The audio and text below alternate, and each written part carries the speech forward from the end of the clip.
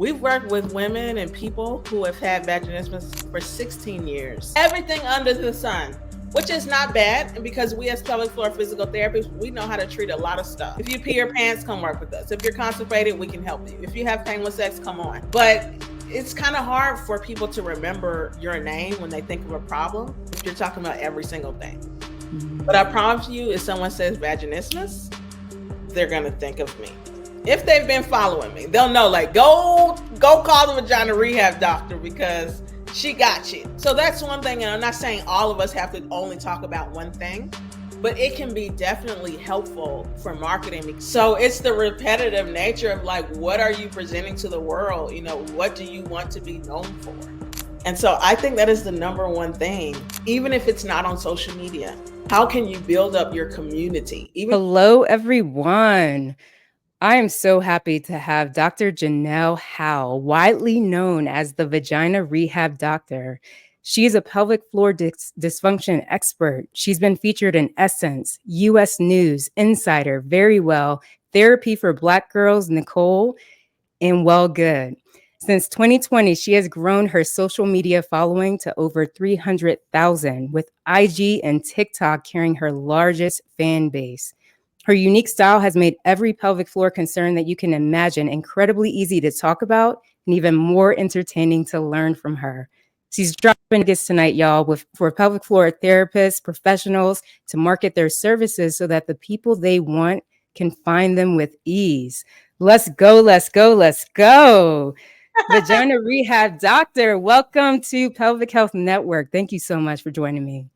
Absolutely, Rebecca. I'm excited. I really love what you're doing with the Pelvic Health Network. And I can't wait to talk about marketing because, listen, we don't go to school for marketing.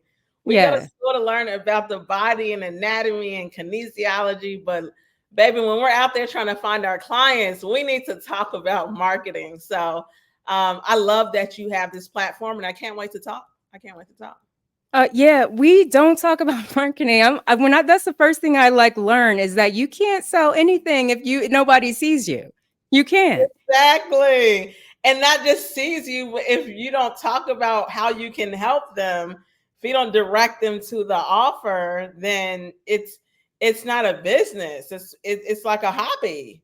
And so it's so many things that we can talk about. And I'm excited that we're talking about pelvic health and business because pelvic health professionals are usually so passionate. Like, we care. We really want people to get better.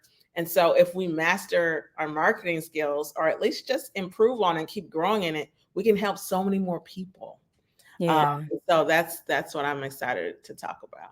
Okay. I want to talk about you first before we actually get into the marketing, because to me, the marketing follows the essence. I'm sorry. I had so much fun preparing for this interview. I'm telling you, I had so much fun. Like, the essence is what gets me. You can talk about pelvic health, but you can't make someone with cancer, tight pelvic floor muscles, having pain with intimacy feel as comfortable unless you bring it like you do.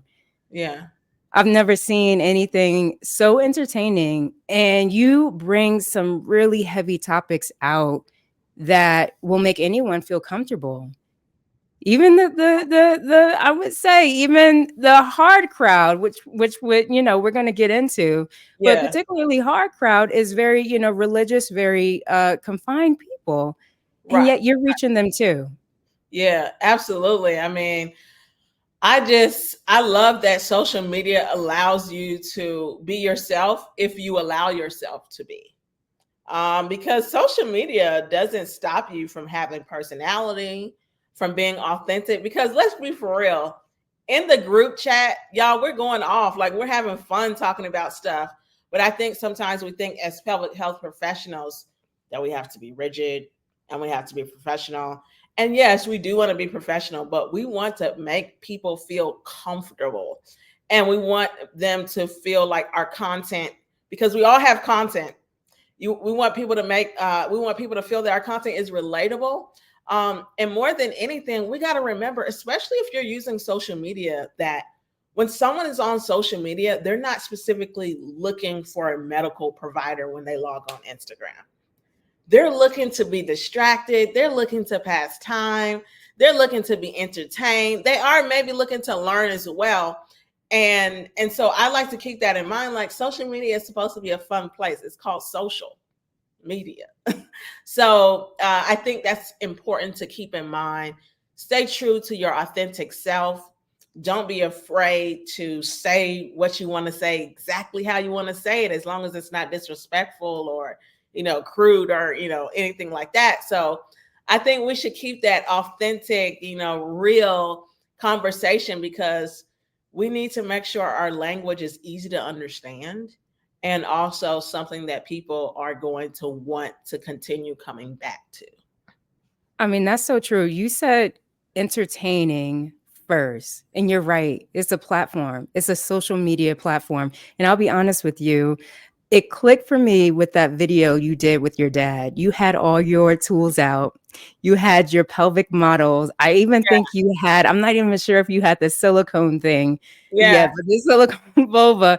And he's just sitting there. You had him and you were filming him just sitting there, like looking and inspecting all of the tools of your trade. And I was just like, oh my gosh, this is the funniest thing ever. Like, and to me, it clicked for me. It was just like, this is entertaining, but it's also like important for anyone bringing tools home. Like, when you are dealing with the conditions that you, and we're going to get into that, but dealing with the conditions of like vaginismus and pain with sex, and you have tools, do know this is the response that you are going to get, understanding, but also like, what am I looking at? Right. Yeah, and totally. you do that, like, you bring it in such a raw and real and fun way that it makes me want to, it keeps me on there. Like, I'm watching all the way through. Oh, I love that. Thank you. Because listen, that's hard to do. And we can talk about that. Like, generally speaking, those long videos, people are just not watching. Because the attention span is not there. And again, it's social media. It's called Instagram.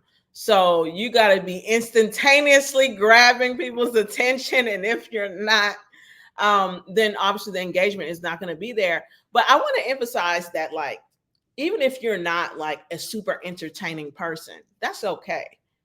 The important thing is that, like, you're bringing your authentic personality to your marketing, because that people can see through, like, is she just trying to put on to seem a certain way? Or is she talking to me like she would be talking to me if we're just sitting at the dinner table and you're trying to describe to me this pelvic floor condition? Like, keep it to who you are. Like, how do you talk to your friends? If you had your best friend was struggling with peeing her pants every time she got on the treadmill, like, how would you tell her? So I think that's what we want to keep in mind, because if someone's trying to be like me, but they're not naturally like me in terms of like my craziness, because I can be pretty, sometimes I look at my own content and I'm like, ooh, did I do that? Like, did I say that? But that's me. And that's kind of like, I got that from my dad. You talked about my dad. He's kind of like that as well. So bring your authentic self to social media. And there's also places to be a bit more serious. It doesn't mean that we can't. Like, if I do a public speaking engagement at a university, I'm not going to be acting the same way that I do on Instagram. But like, that's part of marketing, like knowing when is it relevant to make it a little bit lighter? When is it relevant to make it a bit more serious? But always keep your natural, authentic self shining through, because that's what people are going to fall in love with. How do you keep that off the stage though? Like, if you're at a conference, actually, because that's part of your marketing. Like, you can't leave that aspect out of it, because people who are following you have seen that. Right. I mean, and also we've seen you like present in a way on social media, when you are talking about pain with, I mean, you're talking about like really serious, very sensitive issues. Like, you're not doing doggy style or, like making crazy faces and things like that. So you do bring all your personalities out, but do you ever also bring some of that on stage at conferences? Absolutely. Yeah. I actually just presented at a church on Saturday, and I talked about the implications of pelvic floor muscle dysfunction, how it impacts our self-esteem, our social life, and our love life. This was at a Seventh-day Adventist church. Like I was raised Seventh-day Adventist, still am, which means that I'm a Christian, but I go to church on the seventh day of the week. That's the biggest difference from other Christian religions. But we're fairly conservative. I don't even have my ears pierced because I learned that I'm not supposed to have like jewelry and stuff. So I didn't let that stop me. Listen, we were talking about orgasms. We were talking about how men, they have an erection in like 15 seconds, but you need a little bit more foreplay. Like, dude is ready to go. And like, you look up and he's ready. You need to take time and ask for what you want. So like, I didn't let that stop me. But at the same time, it still wasn't the exact same aura and like energy that I have on Instagram. I'm completely just like, on Instagram, anything goes, right? In a church, in a sanctuary, it's a bit different, but that doesn't mean that I'm not still making it funny. I'm not still making it real, like saying things that someone may not say from the front, but that needs to be said. Like someone needs to say that we're struggling with this stuff. We need to be real, like stop acting like we have to keep, when people need you to validate them. People need you to make them feel seen. And that's what's going to help people to take out their debit card and pay when it's time to work with you, because they feel like they've connected with you. They feel like your messaging is resonating with them.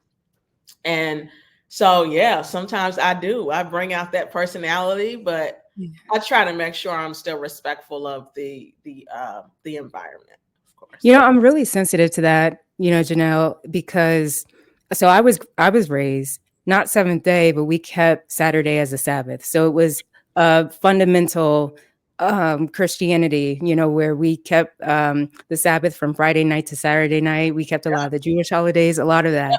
And I remember this was like, I might have been close to 16, 17. I had been like cleaning my parents' house and like painting, and I was probably doing something I wasn't supposed to do and being nosy. And I saw a note kind of like out in between like my mother's Bible. And it was like to the, basically it was like asking a question that she wanted to talk to the minister about what pain with sex. And like she had written it out. My mother had beautiful handwriting. Wow. And she had written it out. And since then, she's had a stroke. And so, I know I'm like sharing this publicly, but you just like awaken like that memory of like, yes, women in especially church who are not getting that kind of guidance, from the ministry, or probably, feeling ashamed about how much they're in pain with sex. Like you are reaching them, and that's hard to do in a way that makes them feel good about what they're receiving. It was a beautiful experience, honestly. I wasn't even supposed to be presenting. So I do something called Sabbath School every Saturday. I'm sure if you guys go to church on Sunday, you've heard of Sunday School. And so I'm one of the Sabbath School teachers for my church here in Chicago. It's called Shiloh SDA Church. And one of the ladies that I do the Sabbath School panel with, she's a doctor. She's a medical doctor. And she couldn't be here this past weekend because she's in Australia.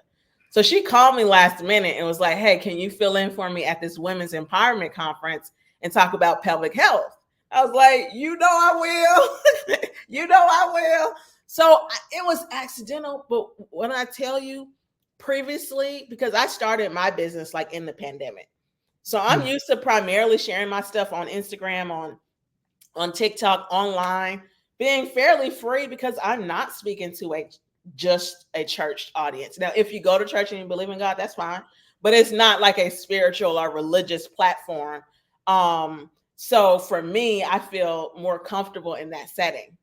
So going to the church this past weekend and just talking openly to women who I know are struggling, because 1 in 4 Christian women struggle with sexual dysfunction. Is that right? Yeah, that's like billions of women. The rates of sexual dysfunction, if you grew up religious, not just Christian, just religious, is so much higher, even for vaginismus, because that's what I specialize in. Most of the people I work with grew up religious, even if they're not now. Most of them waited until marriage, and that's when they found out that they had vaginismus on their wedding night. So like me talking and being on stage and finally being in the environment that I grew up in, but bringing my passion subject to the church was beautiful because I was getting bombarded after I spoke. Like I couldn't take one step without someone saying like, how do I get in contact with you? Like, I want to talk to you. How do I find you? I was like, wow, I've been underestimating thinking that because the church has been known a certain way, that I wouldn't be as, I guess, appreciated in that setting. But no, they're hungry. They're hungry because who else is talking about it in a church setting? Wow. No, I mean, no one. They're not hearing it from the pulpit. This reminds me, in my did a residency in women's health physical therapy, and I promise you, my first year, I treated more doctors than I was even like expecting. But doctors who, residents, fellows who were also dealing with vaginismus, but I encountered a few, like you said, who hadn't consummated their marriage, had been married. One woman had been married 3 years and never had sex. Oh, And well, that's like, we work with women, and I say we. I just hired Dr. Martina Mappa. yeah, She's on the yeah, directory, y'all. yeah. She just started with us with the Vagina Rehab Doctor team in October of last year. So she just passed the 6-month mark. She's doing amazing. We've worked with women and people who have had vaginismus for 16 years in a marriage with no sex, no intercourse. There's other ways to have sex that don't center around penetration, but no intercourse. And man, this past maybe 2 weeks ago, we got a message that our first client got pregnant after struggling with vaginismus forever, 11 years in her marriage, and she got pregnant. And it goes back to marketing, because she, who I hired, Dr. Martina Mappa, she actually helped me to believe in just that. Before October, I was talking about everything. I don't know if you guys have noticed, but my content has shifted to more painful sex and vaginismus. I will say, going back, that's true. Because you were talking about everything, leaking, constipation. Okay. Everything under the sun, which is not bad, because we as pelvic floor physical therapists, we know how to treat a lot of stuff, right? If you pee your pants, come work with us. If you're constipated, we can help you. If you have pain with sex, come on. But it's kind of hard for people to remember your name when they think of a problem if you're talking about every single thing. But I promise you, if someone says vaginismus, they're going to think of me. If they've been following me, they'll know, like, go call the Vagina Rehab Doctor, because she got you. So that's one thing. And I'm not saying all of us have to only talk about one thing, but it can be definitely helpful for marketing, because many times when your clients come to work with you, it's not because they just found you the prior day. Many times it's because they've been hearing about you over and over again. And then they finally take that step to work with you, or to sign up for your class, or to sign up for your program. And then maybe down the line, they then sign up to work with you one-on-one. So it's the repetitive nature of, like, what are you presenting to the world? What do you want to be known for? Do you want to be known for the pen? Do you want to be known for the pooping? Do you want to... And you can do it all, because Walmart does it all. They're not just selling cell phones, they're selling everything. But that's what has really helped me. And Dr. Tina actually helped me to do that. So shout out to community and actually getting help, because before her, I was like, no, what if someone doesn't have vaginismus and I'm only talking about this? And business has been better since I've actually focused in on painful sex. Like, if sex hurts, we got you. Okay, I have so many questions about that, because pelvic health is already a niche field, is it not?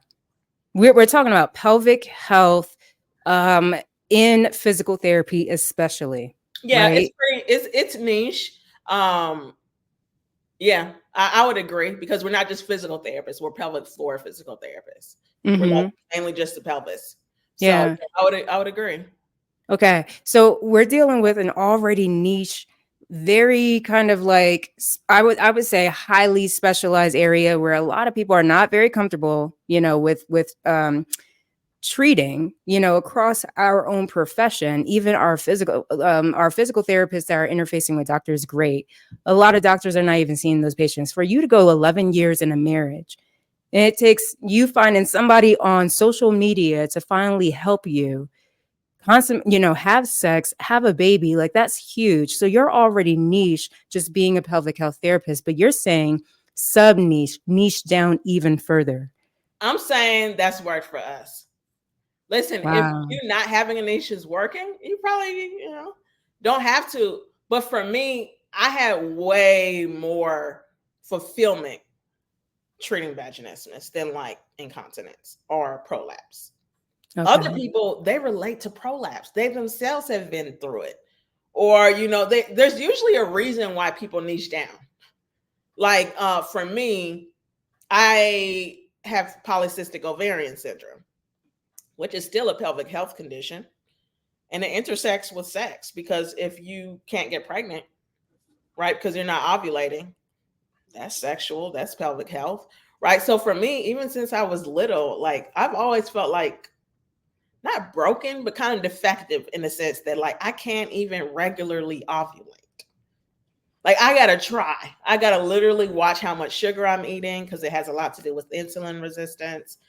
I gotta exercise. It's like why do I have to try to do something that most women and those who identify as such can do? Right. So I relate to women and people, my vagina CEOs, not feeling like whole in their bodies. And that's what a lot of people with vaginismus and sexual pain say. It's like, I don't feel like a woman. Not everyone, but that's a reoccurring thing. Like, I don't feel feminine. I feel broken. And so I think I can relate to that, in that I want to use my skill to help them not feel broken, to not feel that way. And honestly, you can feel broken in so many other things. I'm not saying it's only that, but for me, like the energy I get when someone's like, we had sex pain free, let's go. Like he got it in. The husband's happy, the family's happy, everybody's happy. I love that. So for me, I was already starting to do sexual pain and vaginismus more. And then it was Dr. Tina who was like, let's do it. Let's just go all in on this. And so that has worked for us. I'm not saying that's the only business model that works, but I would encourage it if you already know that one thing that you love. Like half of people I would say would know, like, what's that one thing you like treating? You might as well talk about what you love if you have to talk about pelvic health every day anyways. Why not do something that brings you joy to talk about? And so that's what's been working for us. Okay. So first things first, we started out authenticity, right? Yes. You're talking authentically to your audience. You're using that authenticity that you do, that you have on social media. You're bringing it on stage, you're bringing it in the church, and you're tailoring it to your audience. And we have talked about this too. If LinkedIn is your vibe, you're not going to bring TikTok to LinkedIn, right? Absolutely. Like, right? It's like tailor it to your audience, and then also talk about something you're passionate with, because your people are going to resonate with something that means a lot to you, and they're not confused, Right. right? They Right. know to go to you for this one thing. If there's other things that you have, in the mall, they've already known I'm going to the mall for this one thing. If I need something else, there's other stores, department areas that they can go into, but you're delivering on that one thing, that promise, right? Absolutely. If I want a laptop, I know I'm going to Apple. Like that's just the first name that comes to mind. And they've branded themselves that way. So that is just one strategy. I don't feel like you have to immediately do that, because again, I didn't start niching down until like October of last year. And I started building my community on social media back in 2021. So it's not like, oh my gosh, you think about this tonight. What is that one thing? No, you don't have to do that, but it's a point of consideration. I think more than anything, and I really think this is what has helped me to build my community on social media, and also build regular revenue, because it's not just your following, right? Is focusing on your community first. Before I started doing master classes or having one-on-one coaching, I just was focusing on building up my community on Instagram. That's it. Wow. And Okay. so now when I had something to offer, like a service, I already had the community there. So I don't have to buy an audience. I don't have to pay for an ad. The people are already there. So I built people up for like a year or two with primarily free education in the beginning. I wasn't really selling much. Intermittently, a master class or a stretch lab. Listen, I was having stretch labs for like $11. So that wasn't, that wasn't, anything significant. But it was like, I'm focusing on building this community on Instagram. I'm focusing on showing up, empowering people, making them feel like, you know what, my pleasure matters, my body matters. I can talk about this without shame. That's what I was bringing to them. And then once the community is already there, and I'm not talking about a big number, I started doing master classes with 1,000 followers. So I'm not talking about a big number. I'm just saying, instead of focusing on all these things, building a funnel, having an email list, how about you just build up the people first? And then offer them something they're going to want to tap in. They've been liking, following you, saving. They've been telling their mom about you, their sisters, their cousins. So, of course, when you have something that speaks to what they're struggling with, they're going to be interested. And so I think that is the number one thing, even if it's not on social media. How can you build up your community, even if it's through a WhatsApp group? Let's say it's a support group, whatever your means is of building your community. Do that, build up the community, and then focus on serving them in a way that's financially supportive for your business. Yeah. I'll be honest with you. I joined your WhatsApp group 2 years ago, and I think you had just started it. And you created the first women of color pelvic floor physical therapy directory in the world. It spans across Africa, the Caribbean, the United States, Canada. I think you have people in the UK now. Mm-hmm. And I had never seen someone give so much value for free. Like I'm hearing what you're saying, but I think it just clicked, Janelle. You didn't do any paid ads for your stretch labs, nothing. You had 1,000 followers. You have over 300,000 across Instagram and TikTok now, and not one paid ad. I've tried here and there recently. I've tried, but I also don't have patience. That's one thing about me. I do not have patience. So I've tried to boost the post, and I'm like, it's not doing anything. Turn this thing off. It's taking my money. So I've tried to boost stuff, but I'm not like, it's not a line item in my budget. Like, oh yeah, I'm paying for ads, $2,000. I'm not yet doing that, and I'm not saying I'm closed off to it. At some point, you do want to start investing in marketing if you want to see a return. But I'm saying so far, most everything, 99% of my stuff has been organic, even before the following, because people are going to see this and say, she has 200,000 followers, of course. No, that doesn't really mean a thing. Most people that follow me are just there for the free information. Most people. So that's for everyone. If you have 5,000 people following you online, most of them are there for your free education, right? It's also about, though, like offering value in your content, whatever your content is. My mom, she does a prayer line every morning at 7:30 a.m. It's free. But the content is the prayers. The content is the talking about the Bible. That's the content. So it doesn't have to be social media, but like regularly show up and present to a community. And then you can figure out, like, how can I serve them with something that I'm good at? And then to me, that is just the no-brainer way to do it, because it's been so much easier to build my business because I already had my community. So like, if I had to come up with a triangle, a 3-step process, it would be: 1, focus on good content.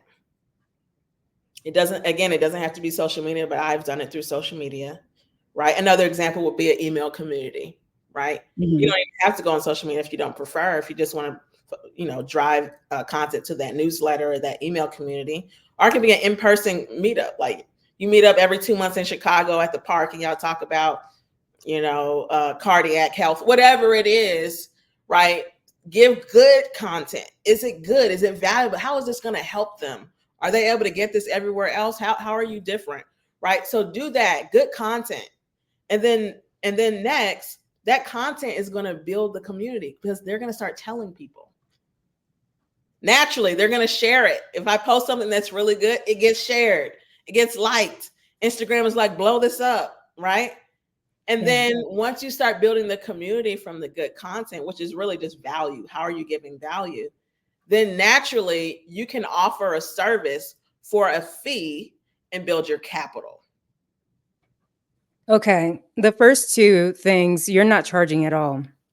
And I want to give some specific examples because I've seen like this example of like good content. I have seen you use this thing and I've seen it several times in different posts, but it looks like the head of a penis that where the mouth and the eyes, I mean, it's the ugliest thing I've ever seen. And I've seen you use it, but then it's like when you say good content, I'm thinking entertaining, funny. It makes me want to just click and just read, okay, what is she actually talking about? You're right? Hilarious. Like it, I mean, seriously, in the way you use it, funny. It just needs to be good. Mm. It needs to be, for example, if you have a financial page, okay, maybe I should not talk about that. This is pelvic health, right? So for example, if you have if you like to talk about incontinence, don't talk about it in the same way that everyone always talks about incontinence. What about the women that are peeing on themselves during sex? And I'm not talking about squirting. They know they're peeing on themselves. It's very clear that it's pee. Okay, even though both of them come from the bladder, and that's a whole nother subject. Oh, I didn't know that. But what other organ can release that amount of fluid down there? Okay. It's coming from the bladder. But anyways, I feel like we're going off topic, but I know I didn't mean to. I mean, with female ejaculation, I'm just like, I thought it was glands. Okay, keep going. Bring out myths. What do people typically believe around incontinence? How can you bust those myths down? Like, no, you're thinking that you are weak and that's why you're leaking. Let me tell you that you're probably like holding a lot of anxiety and tension that's causing your incontinence, right? That's a different angle, like bringing out some myths or like make it a bit more personal. I had a client that I worked with in person when I was working at Northwestern. She had to turn down her dream job because she couldn't make the commute from where she wanted to work this new job to home without peeing on herself. Right? So there was a commute. She had to take the train. She literally had to turn down the job before she came and work with me, of course, because she didn't want to like not know if she would make it to the bathroom or not on the train. Right? This is an example of like making it real, right? Making it relevant, like help people see themselves in your content. And so that's an example where that's not necessarily funny, but it's good. Or you can just go deeper in terms of science, like really explain to people, because we're not getting that at the doctor's office. We're just not.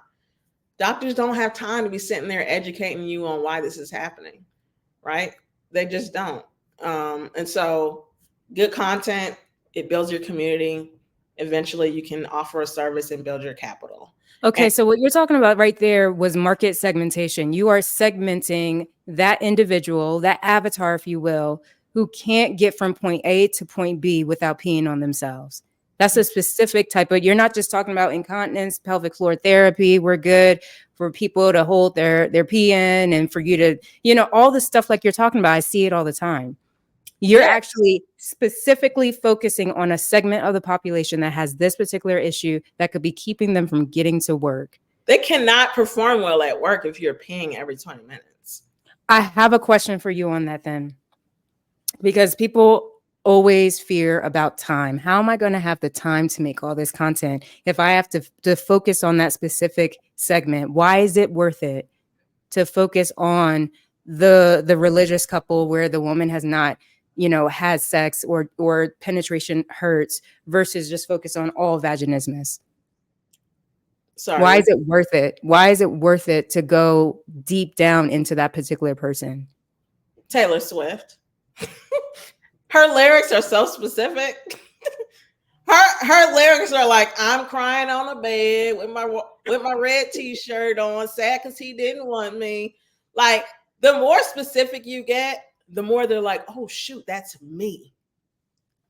That's me. And when you're marketing, you need to be speaking to one person. Forget trying to make it sound like it fit, because you want people to feel like you're talking directly to them. And so that's important.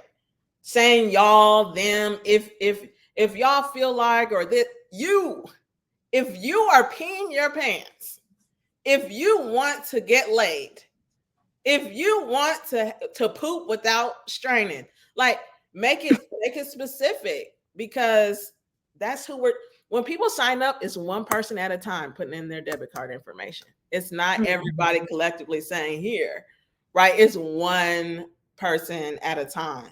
So I think that's key. And that's what I've learned that over time. That's not something I naturally just started doing. But it makes a huge difference no matter your following. And I have to say this, like, if you want to get more growth on Instagram, going viral can help a lot with that. Right. So that was the first thing that started making my account grow, is when one reel started to get more views. Right. And your following has nothing to do if you go viral or not. So where were you? Do you remember what count you were at before you went viral? Yeah, I think it was around 500 followers. Wait a second. You had 500 followers. Mm-hmm. And so what did viral look like for you? 400,000 views. Do you remember what post that was? Mm-hmm. All right. Spill the tea. Let's go. Let's go. Let's do this. There was some trending audio. I don't exactly remember the exact audio, but it was some trending audio. And I was just saying, here are some signs that your vagina is angry. That's it. And I started pointing while I was dancing. I was just moving a little bit like this. Incontinence, yeast infections, constipation, painful sex. So everyone was seeing themselves in that post. Yeah. They were like, whoa, that's me. And again, at that time, I wasn't niching down. This was in the beginning. It was just pelvic floor. I just wanted people to learn about the pelvic floor. And so that helped me to grow. Not anything crazy, but I think I got up to over 2,000 or 3,000 or something like that. And then more things would go viral. And that's what really helps one to grow. I don't think that going viral is the end all be all, though, because you can attract some people that are not for you. Okay. Mm-hmm. I did a pleasure post one time and I was like, maybe I should never talk about pleasure ever again. Because there were so many men in the comments like, yeah, I do that. I do that all the time. I know how to do that. So I got more men following me now. And just not that men are bad, but men that are not just putting crazy things in the comments, and just not my target audience. So I'm not saying just because you go viral, that's good. Because again, you could just get people that are there for whatever reason, just to laugh, just to get free content. They don't even have the problem you're talking about, right? So I'm not saying that that's the only thing, but it can definitely help to build your content. I mean, to build your following and your community. So that's something to consider in terms of growing specifically on social media. Okay, so recap. I have to recap because it's just how my brain like works. Authenticity, definitely, like tailoring. I call it segmentation, like, because that's just how I can like understand it. But you're segmenting and tailoring your message to one person. So that's a lot of content. Yeah. I'm not saying that I'm intentionally doing that every single time. Like, you're really intelligent. All right. I'm not waking up like, all right, I'm segmenting today and I'm going to, I wish, and I probably need to, but I'm not saying that I have done that. I'm just saying that, like, don't only just talk about the pelvic floor in this medical, clinical way. Like, how is this impacting people's relationships? How is it impacting their emotions? How is it impacting their confidence? You know, just things that really people care about, and bring that out more, as opposed to, all right, your pelvic floor is weak and we'll strengthen this by doing these exercises. That's really not always motivating, right? It's great because they might like it. We're talking about building a business. And so if you're building a business, you want to build the need and the desire for what you have, right? You want them to be desiring what you have. And so you have to tap into the things that people hold dear, like their love life, their relationships, being able to have a baby, right? Being able to go on a run and not be afraid that they're going to pee their pants in public. You know, these things, I think, is what drives people to pay you at the end of the day. When did you start noticing that your social media like was not, just building a community, but it allowed you to eventually leave your W-2? Like, when did that happen in your journey? Because you've been doing this 2021. Yeah. So last year was my first full year as an entrepreneur. Wow. January 1st, 2023. That was my first year where I was no longer working for anyone else. So last year was first full year, but 2022 in September, that was my last day at Northwestern. And maybe about 5 months before that, I knew I didn't need to be there. So that was 1 year after I started posting and teaching. So again, it's not even just the following. It's the energy, it's the consistency, it's building that community online. And like, I wasn't scared. One thing about me, I have never been scared to sell.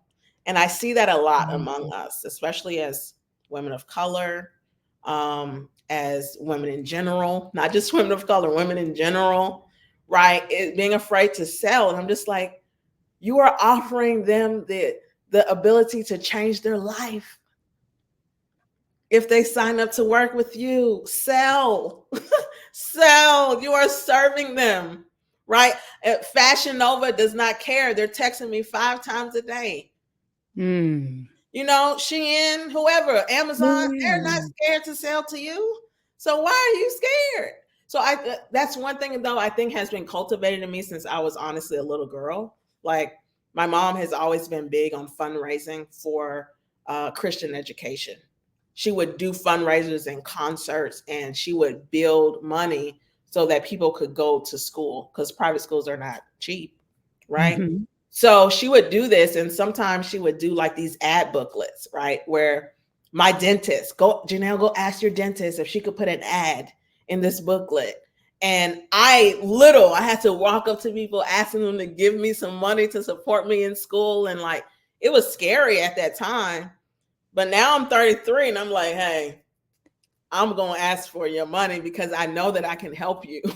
I know that we have what it takes to change your life.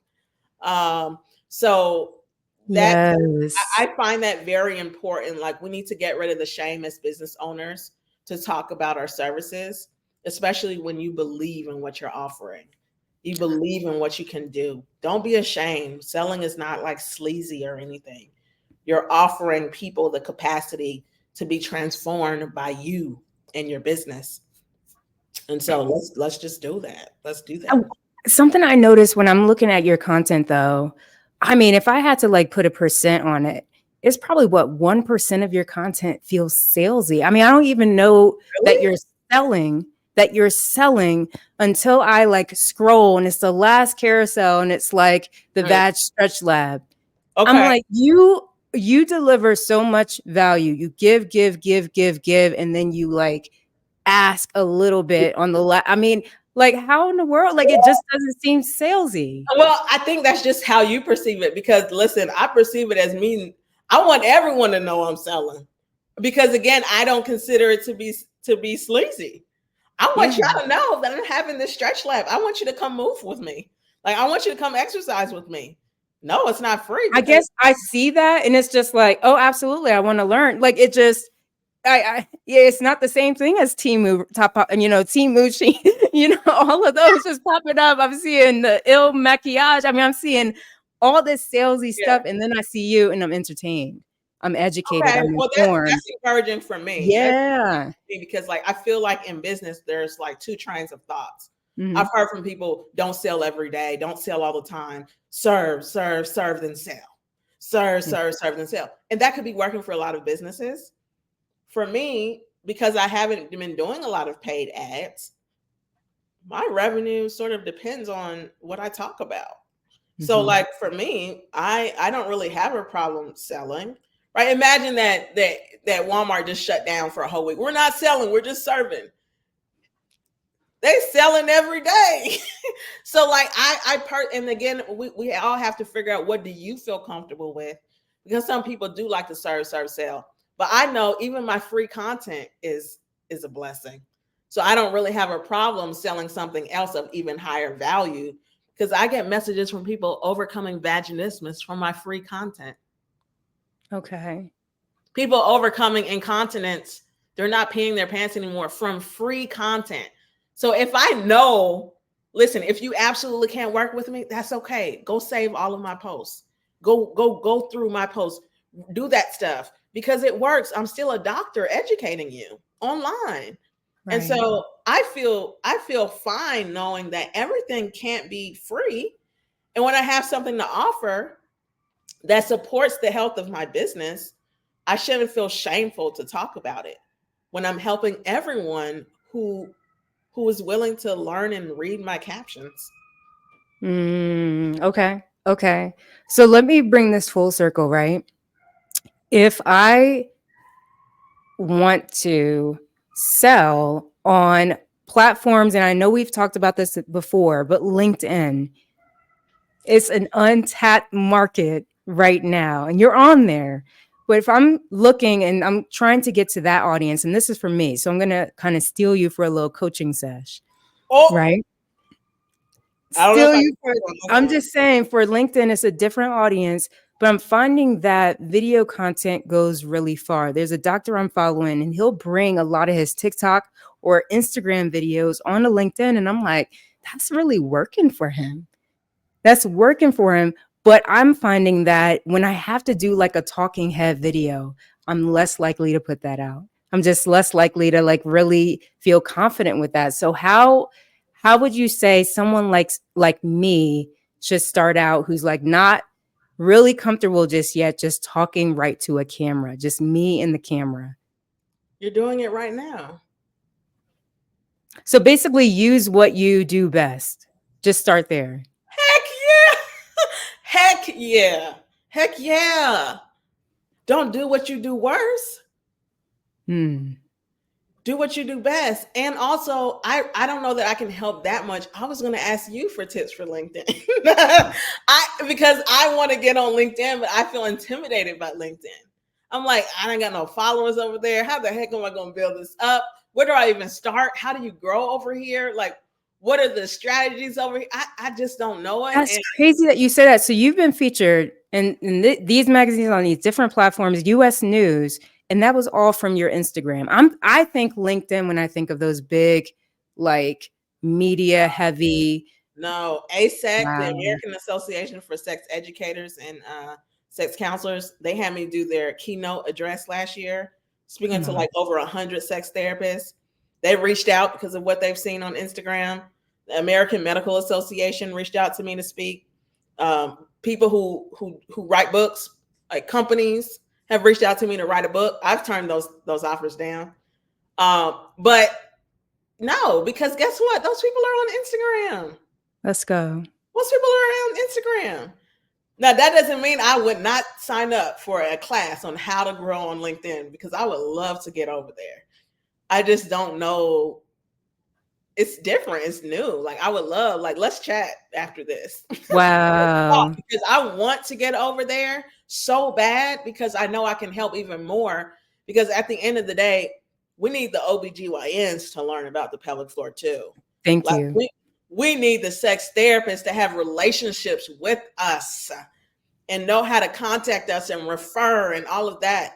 And I know it'll be a lot easier if I get over there. I really just don't know. Me and I said in my residency, so many of the patients I was treating were doctors, I don't, right?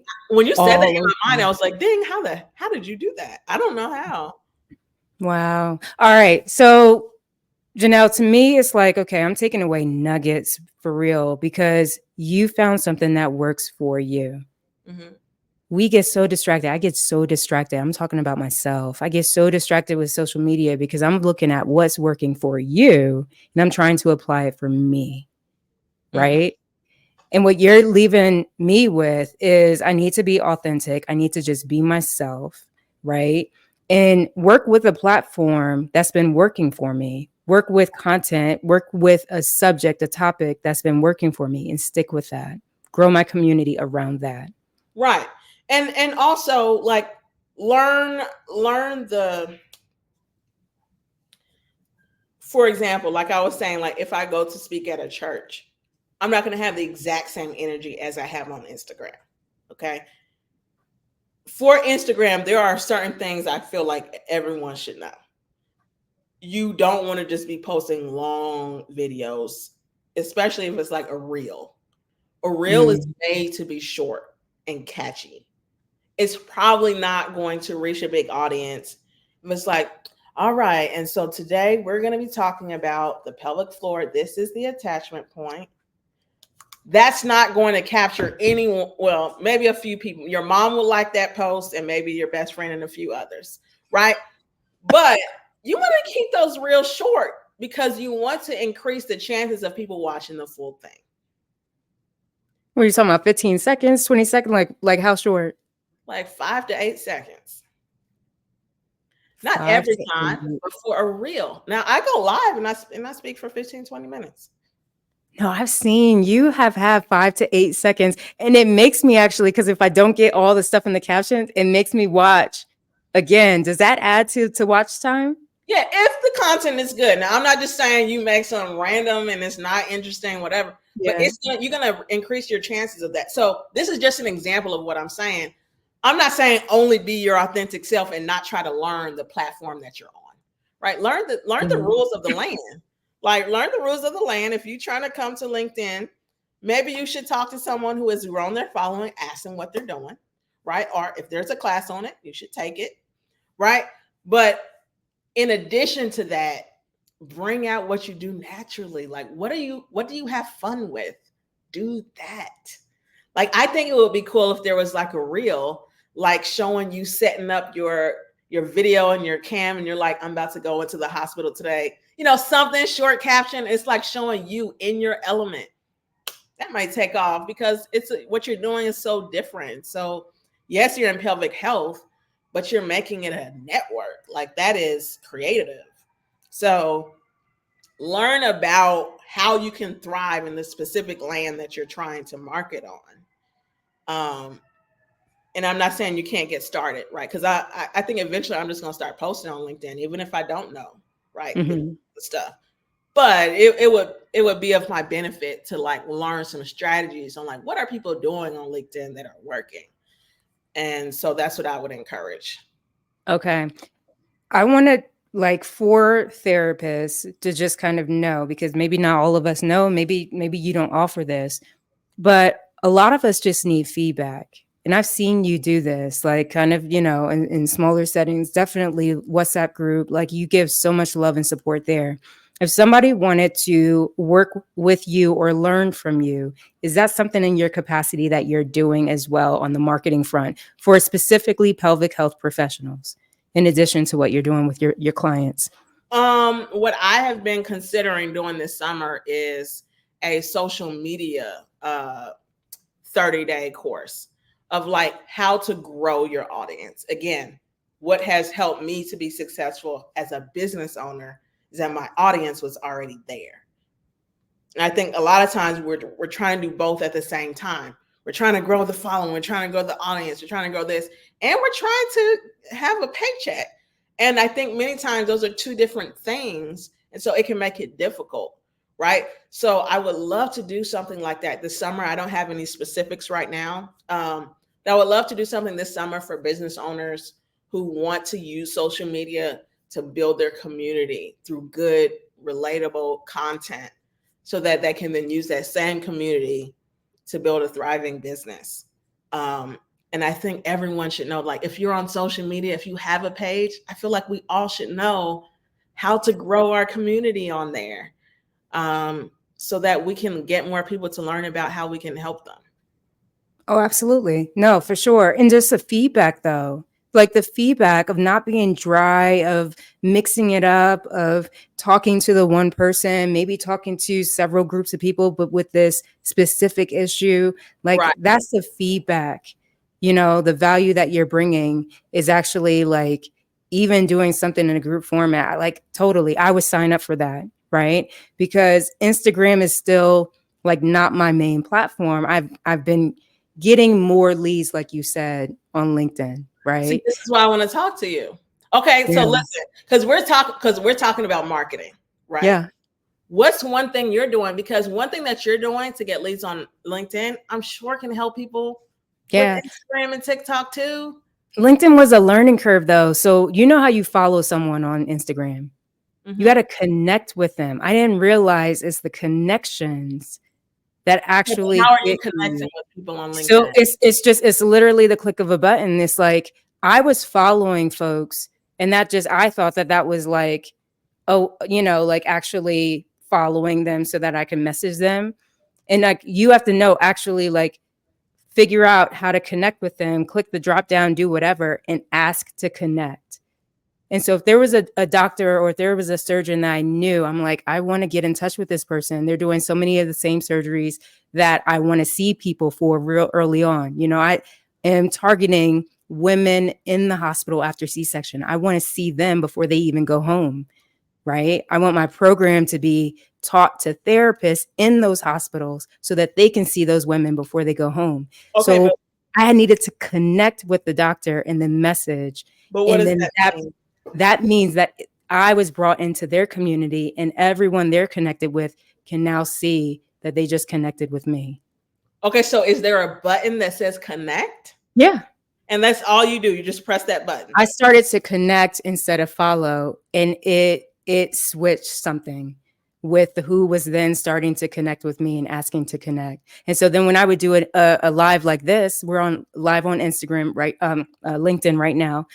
Can't figure out StreamYard with Instagram. So please, somebody drop in the comments if you could help me out. But right now we're live on LinkedIn. Mm-hmm. And so their connections, those doctors I want to reach or those hospital CEOs, I have a few connections that are hospital CEOs, their connections can see me, Got it. Okay. right? And Yes. those connections are heavyweights, right? Someone who's a director of, you know, a medical center or something like that, that's a heavyweight because then all their followers and their connections can see me too. Right. And I want to bring out like just the importance of community because and community doesn't always mean 100 or 1,000 people. Community is what's happening here because I wouldn't have known that if I didn't have Yeah. talked to you just now.